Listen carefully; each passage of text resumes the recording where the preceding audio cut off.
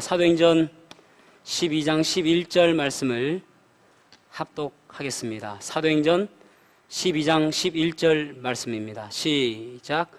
이에 베드로가 정신이 들어 이르되 내가 이제야 참으로 주께서 그의 천사를 보내어 나를 헤롯의 손과 유대 백성의 모든 기대에서 벗어나게 하신 줄을 알겠노라 하여. 아멘. 착석하시겠습니다. 이제 갓 20을 넘긴 아들이 부모님을 모셔놓고 저의 인생을 살고 싶어서 제가 집을 나가겠습니다 라고 하는 것입니다. 충격에 휩싸였지만은 그래도 아버지가 침착한 마음으로 물어봤습니다. 네 인생이 무엇이냐? 도대체 네 인생이 무엇이길래 그러느냐라고 했습니다. 그러자 그 아들이 하는 이야기를, 제 인생은 좀 즐겁게 놀고 또 여행도 하고 돈도 많이 버는 것이 제 목적이며 또 여자들도 좀 사귀었으면 좋겠습니다 라고 하는 것이었습니다. 그래서 집을 나서려고 하는데 아버지가 쫓아나오는 거예요. 아버지, 말리지 마십시오. 제가 나가야 됩니다 라고 하니까, 그래, 그곳이 어떤 곳인지 나도 좀 같이 따라가자. 여러분, 우리의 인생의 목적이 무엇일까요? 우리는 왜 살아갈까요? 오늘 많은 사람들에게 당신은 왜 살아갑니까? 라고 물어본다면 너무 철학적이다 라고 이야기하기도 합니다. 과연 우리는 왜 살아갈까요? 무엇을 위해서 살아가야 될까요? 오늘 본문의 말씀을 해보면은 무엇을 위해서 살아가는지를 확연히 뚜렷하게 차이나는 두 사람을 볼 수가 있습니다. 저는 오늘 본문의 말씀을 가지고 삶의 지향점이라는 제목으로 말씀을 나누려고 그럽니다. 삶의 지향점, 삶을 살아가면서 무엇을 목표로 향해서 살아갈 것인가 라는 것이죠. 첫 번째로는 우리는 무엇을 지향하며 살아야 될 것인가 하면은 본질적 사명을 지향해야 됨을 알 수가 있습니다. 여기 1절에서 4절 말씀을 같이 한번 합독을 해보도록 하겠습니다. 사도행전 12장 1절에서 4절 시작.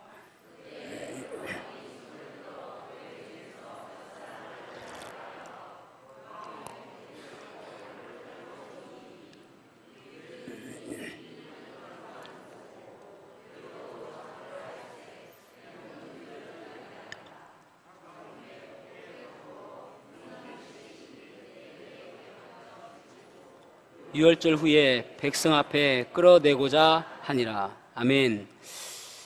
여기 보면은 이미 이루어진 일은, 야고보가 순교한 일이 이루어진 일이고 앞으로 이루어질 일은 베드로를 옥에 가둬서 순교시키는 것이 앞으로 이루어질 일처럼 계획하고 있는 것을 보게 되어집니다.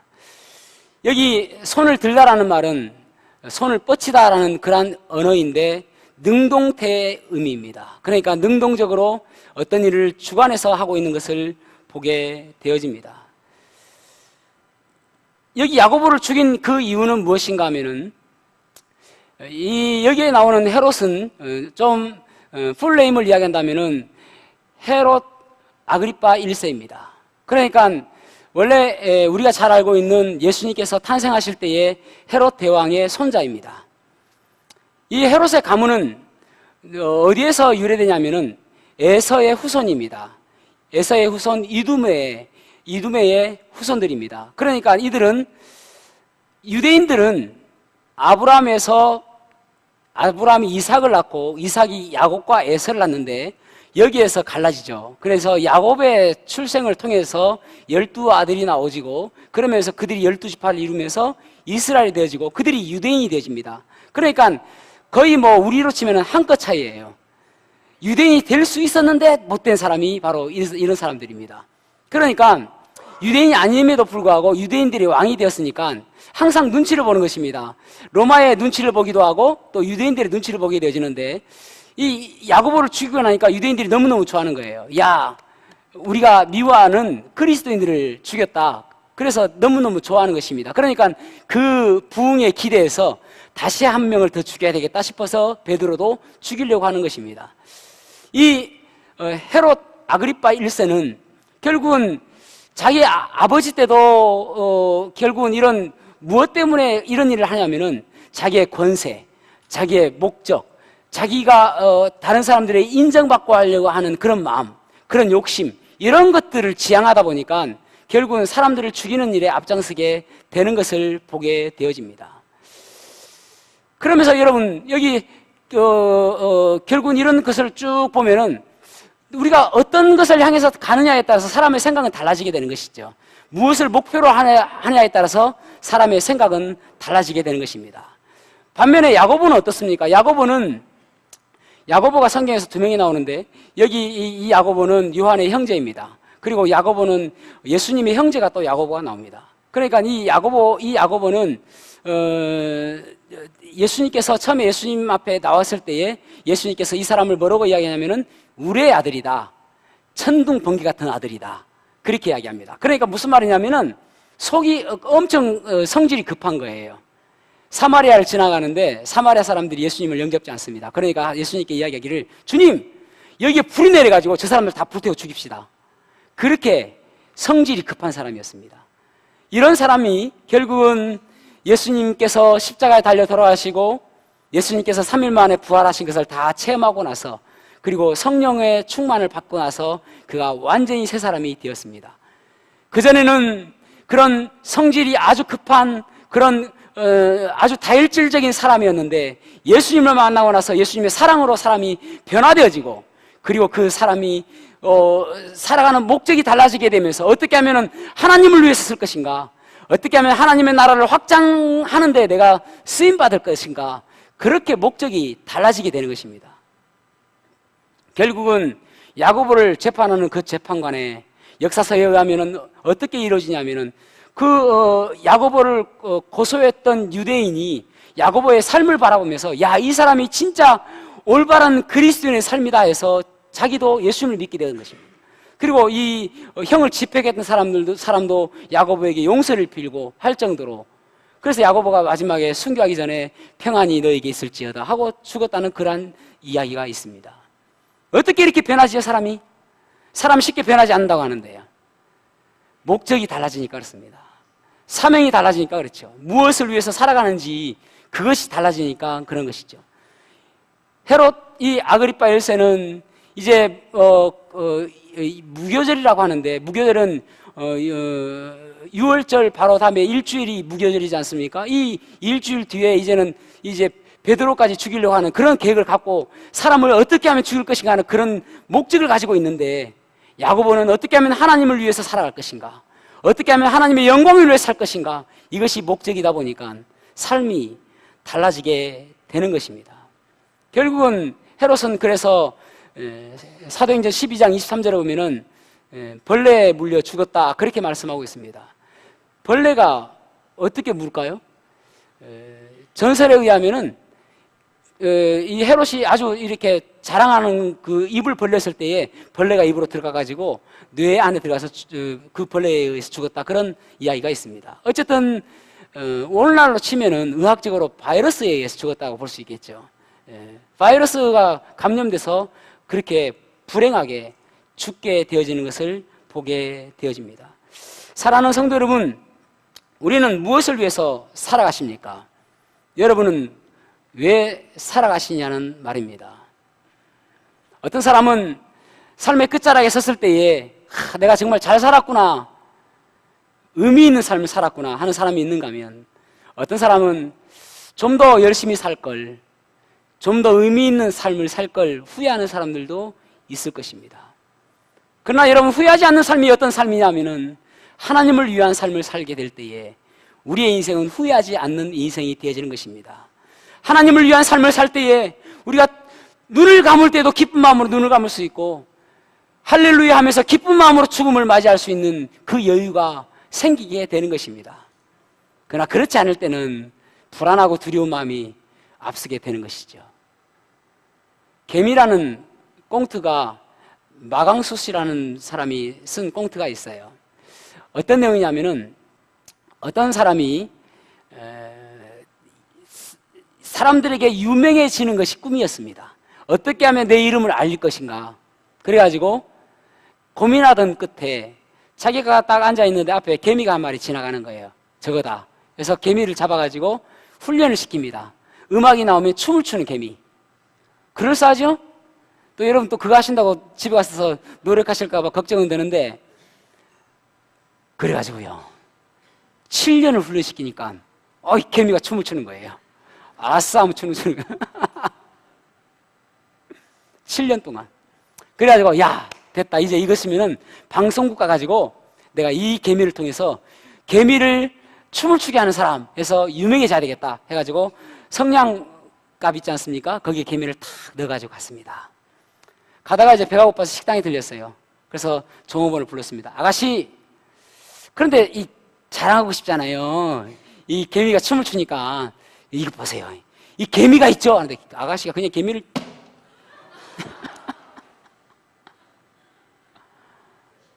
죽었대요.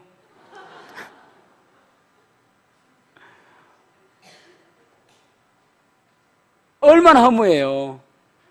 우리 어렸을 때는, 저는 어렸을 때에 제가 꽤나 잡기에 능했습니다. 그래서 딱지나 구슬치기를 진짜 잘했습니다. 그래서 저와 친구하려고 하는 사람들이 참 많았습니다. 저희 집에 가면은 전기밥솥, 이제 보온밥솥이 있었는데 그 보온밥솥에 구슬이 가득했습니다. 밥은 없고. 그리고 이제 장롱 위에 뭐가 있었냐면은 메리아스 통이 있었는데, 옛날에 메리아스 통이 있잖아, 상자 있잖아, 종이 상자. 거기에 딱지가 쭉 있었습니다. 그것만 보면은 배가 부르고 행복한 거예요. 그러니까 우리 친구들이 저를 너무너무 부러워했습니다. 그런데요, 중학교 딱 들어가니까 그게 더 이상 의미가 없더라고요. 그래서 제가 딱지를 탁 들고 다니면서 밑에 동생들, 조그만 애들 있잖아요, 따라오면 뿌렸습니다. 그거 다 뿌렸어요. 구슬도 다 주고. 왜냐하면 그것이 더 이상 저에게 의미가 없더라고요. 중학교 가니까 아무런 그것이 부럽지 않더라고요. 그와 마찬가지인 거 아닐까요?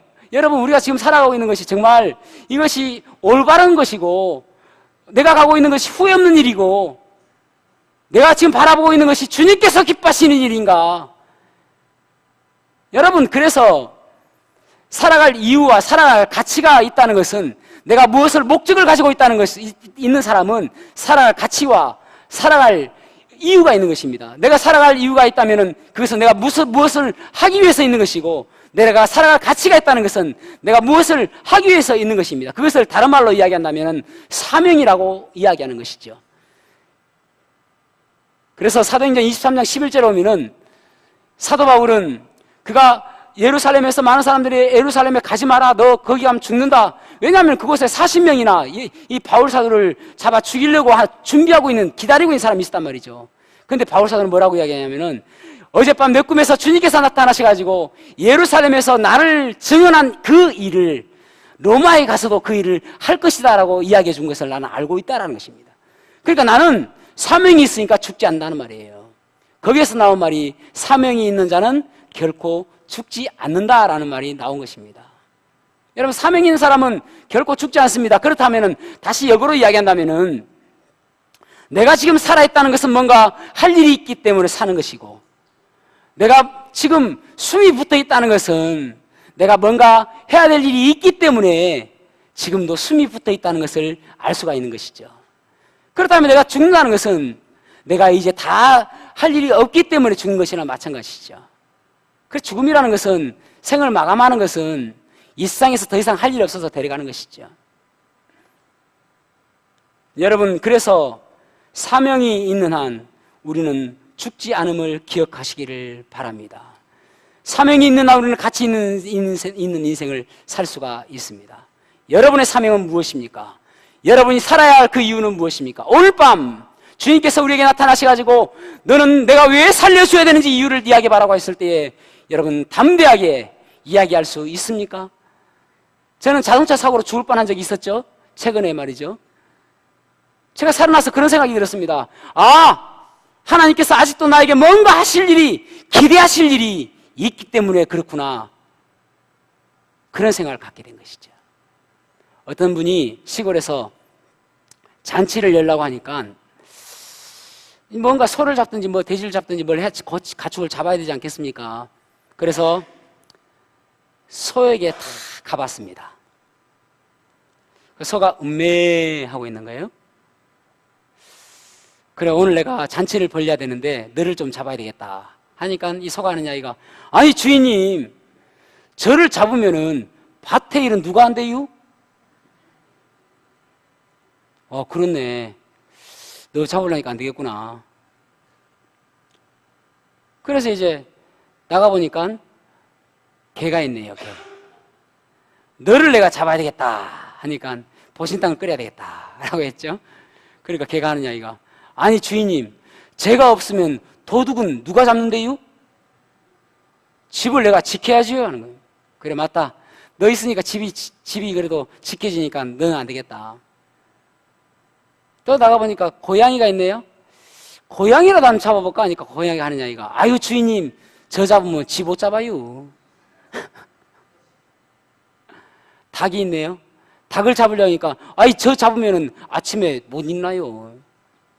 그래서 주인이 자명종을 딱 꺼내면서 이거 있잖아 라고 하려고 하다가 그래, 너 없으면 내가 못 일하겠다 싶어서 안 했어요. 딱 가보니까 돼지가 자고 있네. 어제 저녁에 여러분들 먹은 돼지가 그 돼지예요. 쓸모없으면 죽는 것입니다. 그래서 지금 여러분 숨이 붙어 있다면 내가 뭔가 할 일이 있다는 것이고, 내가 살아있다는 것은 뭔가 할 일이 있다는 사실을 기억하시기를 바랍니다. 그래서 사명을 따라 살아가는 저와 여러분이 되었으면 좋겠습니다. 두 번째로는 하나님만을 지향해야 됨을 알 수가 있습니다. 5절 말씀을 같이 읽어보겠습니다. 시작.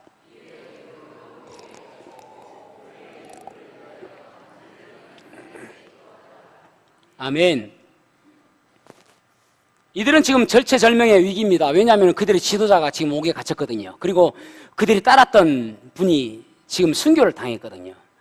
이 절체절명의 위기에서 사람들은 무엇을 해야 우리가 이 험난한 세상 속에서 빠져나갈 것인지, 어느 방법을 택할 것인지 고민하는데 이들은 주저하지 않고 기도하는 것을 보게 되어집니다.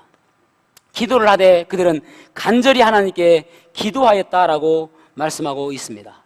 간절하다, 이 단어는 헬라어로 잡아당기다라는 그런 의미를 가지고 있습니다. 그러니까 간절하다는 말은 여기에 문제가 있는데 여기에 하나님의 도우심을 잡아당겨서, 하나님, 이 문제는 제 문제가 아니라 하나님의 문제입니다, 하나님께서 도와주셔야 됩니다라고 기도하는 것입니다. 여러분 문제가 있습니까? 하나님께 내려놓으셔야 됩니다. 그럴 때 그 문제가 풀리게 되는 것입니다. 왜 하나님만을 바라봐야 됩니까? 왜 하나님만을 지향해야 됩니까? 왜 하나님만을 의지해야 됩니까? 그분만이 그 문제를 해결할 수 있는 유일한 분이시기 때문에 그렇습니다. 그분만이 우리의 도움이시기 때문에 그렇습니다. 그분만이 전능하신 분이시기 때문에 그렇습니다. 그분만이 영적인 전쟁에서 승리할 수 있기 때문에 그렇습니다. 그래서 여기 베드로가 4명이 4조를 나누어서 지키고 있음에도 불구하고 감옥에서 나오게 되는 놀라운 기적적인 일을 체험하는 것을 보게 되어집니다. 출애굽기 17장에 보면은 아말렉과 이스라엘이 전쟁하는 것이 나옵니다. 그런데 그 전장에서 싸우는 사람은 여호수아입니다. 여호수아가 잘 싸워서 이기고 여호수아가 좀 잘 못 싸워서 지는 게 아니었어요. 이상한 것은 여호수아가 어떻게 싸우든지 간에 저 산 꼭대기에서 손을 들고 있을 때는 여호수아가 이기고 손을 내릴 때는 여호수아가 지더라는 것입니다. 결국은 이 전쟁은 여호수아가 얼마나 잘 싸우냐, 얼마나 똑똑하냐, 얼마나 못 싸우냐가 문제가 아니라 하나님께서 도와주시느냐 안 도와주시느냐, 그에 따라서 전쟁의 승패가 달려있더라는 것입니다. 그래서 여러분, 우리는 하나님께 매어달리고 하나님만을 바라보는 모습이 있어야 되는 것입니다.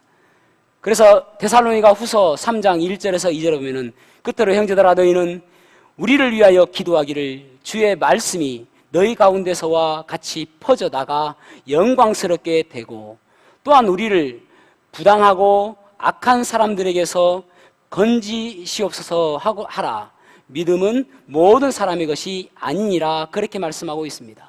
그러니까 결국은 너희들에게 역사했던 하나님의 말씀처럼 똑같이 역사할 수 있도록, 그리고 부당하고 악한 세력들이 우리를 침범하지 못하도록 기도해달라, 그런 이야기를 지금 하고 있는 것입니다. 왜 그렇습니까? 그 가운데 역사하실 분은, 도와주실 분은, 의지할 분이 하나님밖에 없기 때문에 그렇습니다. 에디 변이라는 분이 계시는데 이분이 쓴 책이 참 마음에 드는 책입니다. 우리 목사님은 내가 지킨다예요. 책 제목이 우리 목사님은 내가 지킨다. 책 제목 좋죠? 거기에 내용 보면은 목사님의 뭐 영적인 어려움들, 또 성령 충만함, 또 사역에 있어서 고단함, 그런 부분들을 위해서 기도해라 성도들은, 그런 내용이 있어요. 그런데 거기에 보면은 이런 이야기가 있습니다. 조이스라는 분이 계시는데 이분이 이제 뭡니까, 저희 중국의 지하교회에 가서 선교 활동하시는 분이에요. 그래가지고 그곳에 가서 이제 선교를 하시다가 고아원도 돌보고 하시는 분인데 갑자기 공안들이 닥쳐가지고 자기가 전혀 알지 못하는 캄캄한 곳에 갇히게 되어집니다. 그래가지고 이제 뭔가 도움을 청해야 되겠는데 전화기를 보니까 유심칩을 빼가 버린 거예요. 유심칩 없으면 전화 안 되는 거 아시죠? 그래서 전화하고 안 되고 뭐 어떻게 할 수 있는 방법이 없어요. 그러면 카톡 하지 와이파이도 안 터져요. 그때에 조이스라는 목사님을 파송한 교회의 선교 리더인 수지 자매가 자다가 갑자기 하나님의 음성이, 기도하라는 음성이 들린 거예요. 그래서 이분이 뭔가 문제가 있다 해가지고, 최근에 있었던 일이에요. 그러니까 뭔가 문제가 있는가 보다 해가지고 선교팀 다 불렀어요. 그래서 같이 기도하는 것입니다. 하나님, 우리가 무슨 일인지는 모르겠지만 하나님께서 아시니까 하나님께서 도와주시고 하나님께서 지켜주십시오라고 기도한 거예요. 근데 이 조이스라는 목사님이 그 감방에서 딱 휴대폰을 기도하고, 하나님, 이 휴대폰이 터질 수 있도록 도와주십시오, 기도하고 딱 여니까 전화가 걸려요. 유심칩도 없는데 전화 걸린 거예요. 그래 얼마 있으니까 이제 고안 원장님이 오셨어요. 와가지고 막 어떤 서류 뭉치를 갖고 가지고 그 경찰서장에게 막 보여주면서 진 땅에 장어, 마른 땅에 운동화 막 하면서 막 중국어로 이야기를 하는 거예요. 그러고 나서 풀렸어요. 그게 무슨 내용인가 하니까 자기 아버지는 그 지역의 판사인데 이분은 우리 고아원을 잘 돌봐주시던 분이다. 그래서 이분을 지금 당장 풀어주지 아니하면은 우리 아버지에게 이야기해가지고 당신에게 어떤 해로운 일을 당할 수 있도록 하겠다, 힘을 좀 쓰겠다, 그런 이야기를 써 있는 거예요. 그러니까 풀려난 것이죠. 여러분, 기적은 오늘날도 일어납니다. 그래서 우리가 정말 주의해야 될 것은 무엇이냐면은 우리의 시선이 다른 곳으로 빼앗기지 않도록 해야 됩니다. 하나님을 바라볼 수 있도록 해야 된다는 것입니다. 영적인 침체가 언제부터 오냐면요, 사실은 영적인 침체라는 것은 우리가 하나님의 관계에서 오는 것이거든요. 얼마나 하나님을 붙들고 있느냐. 사실 영적인 것은 하나님을 얼마나 꼭 붙드느냐 싸움이거든요. 영적인 것은 내공을 쌓는 게 아닙니다. 돌을 닦는 게 아니에요. 얼마나 하나님을 꼭 붙들고 있느냐. 그래서 한번 생각해 보십시다. 여기에 이 주먹이 하나님입니다. 하나님. 그리고 이 컵 뚜껑이 사람이에요. 사람. 이 마이크 시커머니까 이게 사탄이에요. 자, 그러면은 이 하나님과 사람은 싸우지 않아요. 그냥 인간이 개기는 거지. 싸워가지고 될 일이 아니잖아요. 잽이 안 되잖아요. 거의 급이 아니니까. 사람과 하나님은 싸우지 않습니다. 하나님께서 용서하시고 또 그냥 은혜롭게 봐주시는 것이지. 사탄과 하나님 싸우면은 하나님의 입장에서 백전, 이 생각할 일이 아니에요. 백전백승이죠. 그러면은 사람과 사탄이 싸우면은 사람의 입장에서 백전 백패죠. 사탄이 그렇게 우스운 존재 아닙니다, 여러분. 백전 백패입니다. 근데 어떤 분이 그렇게 이야기해요. 아니 목사님, 내가 기도하니까 사탄 물러가던데 도망가던데요? 그것은 이 사람에게 예수님께서 같이 붙어있기 때문에 이기는 거예요. 사람이 강해서가 아니라, 사람이 능력이 있어서가 아니라, 사람이 힘이 있어서가 아니라 예수님께서 이 사람이 붙어있기 때문에 이기는 것입니다. 그래서 사단은 그가 이길 수 있는 방법은 무엇이냐면은 이 사람에게서 하나님 떼어놓는 거예요. 어떻게 하면 하나님께서 떼어놓는가, 이것이 문제인 것입니다. 그래서 이 사람이 돈에 떨고 있으면은 사단은 그 돈을 공격하는 거예요. 그 돈을 공격하면 결국은 사단은 이길 수가 있거든요. 사람이 자식에 떨고 있으면은 그 사단은 자식을 공격하는 것입니다. 사람이 건강에 떨고 있으면은 사람은 그 건강을 공격하는 것입니다.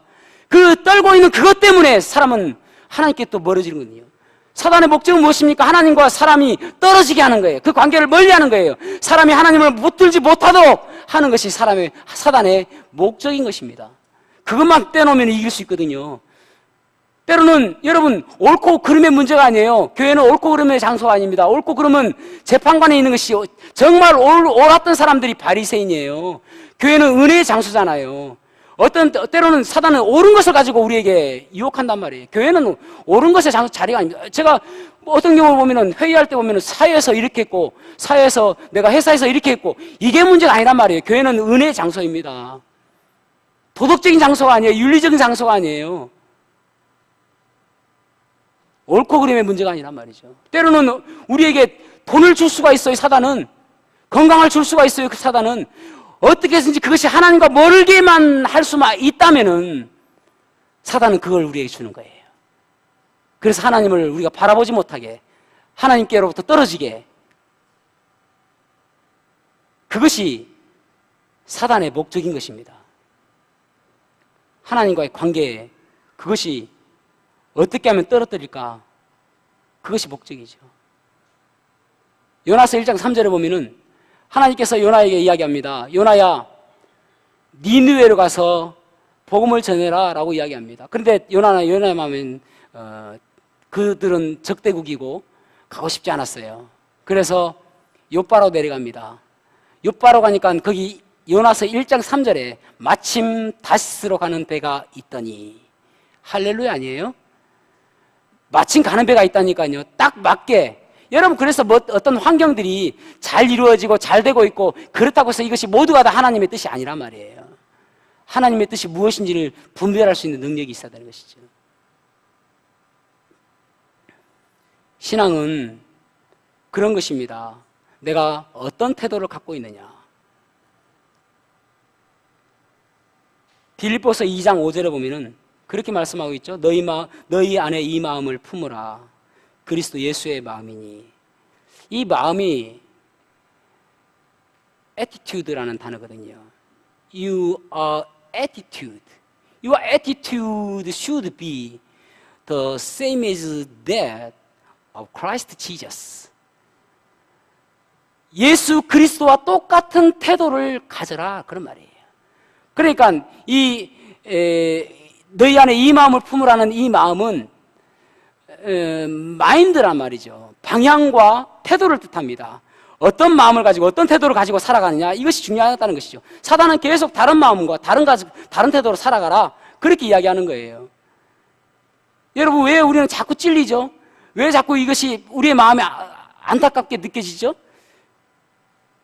그것 때문에 하나님 왜 자꾸 이것만 이야기하십니까? 라는데 여러 설교를 하는데도 불구하고 자꾸 자기에게는 그것만 받아요. 그것 때문이란 말이죠. 그것 때문에. 그것만 내려놓고 그것만 하나님 앞에 내려놓으면은 기쁨 가운데 하나님 섬길 수 있는데, 그것 때문에 자꾸 내 마음에 부담이 되어지고 내 마음에 자꾸 벽이 생긴단 말이죠. 여러분, 예를 들어서 우리 아이가 수학을 좀 못해요. 예입니다. 예. 그러면은 수학 교사를 붙여가지고 공부를 잘하게 해야 되지 않겠습니까? 영어는 100점인데 예예요. 예. 오해하지 마시기 바랍니다. 영어는 100점인데 영어 선생님 붙일 필요 없잖아요. 수학 선생님 붙여가지고 그거 빵꾸 난 거 그것만 빼면 되는데, 그것 때문에 빵꾸 나는데, 그것 때문에 자꾸 성적이 내려가는데, 그러니까 자꾸 우리는 그것 때문에 자꾸 우리에게 그 태도 때문에 여러분, 이스라엘 백성들이요, 지금 우리가 무덥지 않습니까? 그런데 중동은 더 덥거든요. 이스라엘 백성들은 광야를 생활하면서 하나님 목말라요, 목말라도 할 수 있잖아요. 그럼에도 불구하고 하나님께서는 징계하시잖아요. 목말라요, 이 목말라요는 충분히 할 수 있는 일임에도 불구하고 이 목마르다는 그 말 때문에가 아니라 그들의 태도가 문제인 것이죠. 그 속마음이 문제인 것이죠. 그들은 감사할 줄 모르고 모든 환경 속에서 계속 불평하고 원망하기 때문에 그 태도가 문제야라는 것이죠. 여러분, 우리가 가장 중요한 것은 사단은 계속 하나님과의 관계를 멀게 하기 위해서 무엇인가 우리에게 자꾸 준단 말이죠. 그 무엇인가, 그것이 우리에게 하나님께로부터 멀어지게 하는 거예요. 그래서 영적 침체는 하나님을 바라보지 못하는 마음, 하나님을 향하지 못하는 마음. 그래서 죄라는 것이 헬라어로 하마르티아라고 이야기하는데 비껴나갔다라는 것이죠. 하나님의 마음에서 비껴나갔다. 하나님을 바라보지 못한다. 그런 것이잖아요. 설교자들의 딜레마가 뭐냐면요, 아무리 설교해도 변하지 않는 성도입니다. 그래서 어떤 이들은 그렇게 이야기합니다. 토끼는 용궁에 갈 때 간을 버려두고 간을 놓아놓고 용궁에 가고, 성도는 뇌를 놔두고 교회에 온다. 말씀을 통해서 내가 어떻게 하면 변화될 것인가, 그 부분이 있어야 되는데 그게 안 된다는 거예요. 요즘에 저는 찬양 가운데, 오늘 초점 찬양인데 이 찬양에 참 은혜가 많이 되고 있습니다. 말씀 앞에서 경외함으로 주께 홀로 섭니다. 생명의 말씀 읽고 순종해 주를 예배합니다. 기록된 말씀 힘이 있어서 진리로 우릴 거룩해 하며, 거룩한 말씀 세세 영원히 복음이 되어 말씀하시네.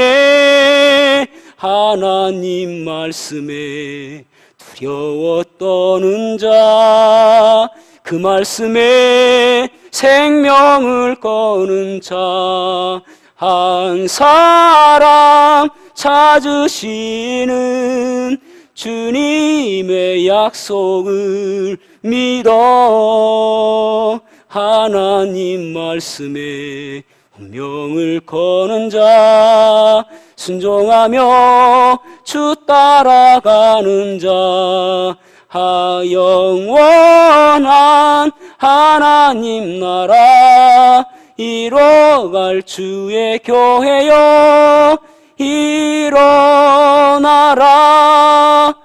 하나님 말씀에 두려워하는 자, 하나님 말씀에 생명을 거는 자, 하나님 말씀에 운명을 거는 자, 하나님 말씀대로 순종하며 따라가는 자, 그 사람, 그 한 사람을 주님께서는 찾고 있다는 거예요.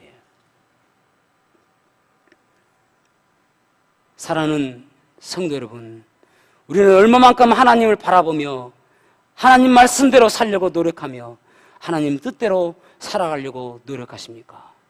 에베소서 4장 19절에 보면은 저희가 감각 없는 자 되어 자신을 방탕에 방임하여 모든 더러운 것을 욕심으로 행하되 그렇게 말씀하고 있습니다. 이 방탕이라는 단어가 뭐 술 먹고 뭐 이상한 짓 하고 뭐 아무 곳에나 누워 자고 이게 방탕이 아니에요. 여기서 이야기하는 방탕이라는 단어는 헬라어로 아셀기에라는 단어인데 허비하다, 소비하다라는 단어입니다. 예배 드려야 되는 이 시간에 예배 자리에 있지 않냐고 다른 곳에서 그 시간을 허비하고 있다면 그것이 방탕이라는 것입니다. 하나님께서 그 돈을 주셨는데 그 돈을 하나님 위해서 사용하지 않고 자기 마음대로 살아가는 것, 그것을 방탕이라고 이야기하는 것입니다. 하나님께서 건강을 주셨는데 그 건강을 하나님을 위해서 사용하지 않냐고 자기 마음대로 자기 뜻대로 살아가는 그것을 방탕이라고 이야기하는 것입니다. 자기 마음대로 살아가는 것을 우리는 타락이라고 이야기하죠. 그걸 방탕이라고 이야기하는 거예요. 여러분, 우리에게 좋은 것이 있다고 해서 평탄하다고 해서 마침 다시스로 마침 다시스로 가는 배를 만났다고 해서 그것이 하나님의 뜻이 아니라, 그것이 할렐루야가 아니라 그것이 하나님께로부터 멀어지게 하는 것인지를 우리는 분명히 보아야 되는 것입니다. 어떤 사람에게 사탄이 왔습니다. 물 2컵을 놓아두고 한 컵에는 독이 들어있고 한 컵에는 그냥 맹물이다 이야기했습니다. 그러면서 만약에 이 물을 마시고 죽지 않는다면 200억을 너에게 주겠다라고 이야기합니다. 여러분 같으면 어떻게 하시겠습니까? 갈등하시죠? 다수결에 의해서 마시겠습니다.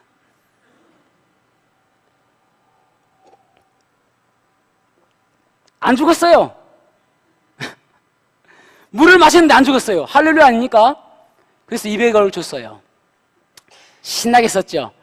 근데 돈을 다 쓸 쯤 돼서 다시 사탄이 나타났습니다. 다시 내가 너와 또 게임을 하고 싶다. 자, 여기 물컵 2개가 있는데 하나는 독이 들어있고 하나는 독이 들어있지 않다. 또 다시 마셔서 만약에 네가 살아있다면 내가 또 200억을 주겠다. 한 번 해봤는데 뭐 또 한 번 또 할 수 있겠죠? 또 한 번 또 해보기로 작정합니다. 왜냐하면 그건 큰 돈이거든요. 그래서 또 마셨습니다. 살았어요. 그렇게 해서 몇 번을 했는데 정말 운이 좋게도 살았어요. 100세가 되었습니다. 또 사탄이 나타났습니다. 자, 물 2컵이 있는데 한 컵은 독이 들어있고 한 컵은 들어있지 않다. 이때까지 해왔던 거니까 자, 어떻게 할래? 하니까 이제 뭐 죽어도 여한이 없잖아요. 100세까지 그렇게 살았는데 그 200억 매번 200억으로 살았는데 마셨습니다. 살았어요. 근데 그 옆에 있는 물을 사탄이 마시는 거예요. 아니 그 독이 있잖아. 원래부터 이 컵에는 독이 없었어. 그럼 왜 이런 일을 했어? 원래부터 여기 이 컵에는 독이 없었지만은 네가 이 컵 때문에 이 200억 때문에 한평생 동안 영향력 있는 인생을 살지 아니하고 그저 이 물컵, 이 200억 이것만 바라보고 살게 하기 위해서 내가 그랬어. 200억 이거 아무것도 아니야. 네가 만약 하나님을 위해서 살지 아니하고 그저 이것만 위해서 인생을 허비한다고 한다면은 200억보다 더 많은 돈을 너에게 줄 수 있어라는 거예요. 여러분, 우리의 인생은 그렇게 하찮은 인생이 아닙니다. 하나님께서 우리를 구원해 주실 때 그렇게 하찮은 인생으로 살라고 구원해 주신 게 아니란 말이죠. 사단은 어떻게 하면 우리를 하나님께로부터 멀어지게 할까? 하나님께로 떨어지게 할까? 허비하는 인생을 살게 할까? 그저 아무 의미 없이 목적 없이 살게 할까? 그것이 사단의 목적이란 말이죠. 사단은 아무런 의미가 없어요. 무엇을 선택했던 간에 그는 계속 살 수밖에 없었던 것이죠. 여러분, 우리의 인생을 점검해 봐야 됩니다. 나는 무엇을 위해서 살아가는가? 지금 내가 살아가는 목적과 이유는 무엇인가? 혹시나 허비하는 인생은 아닌가? 방탕한 인생은 아닌지? 여러분 스스로에게 물어보는 그런 시간이 됐으면 좋겠습니다. 기도하시겠습니다.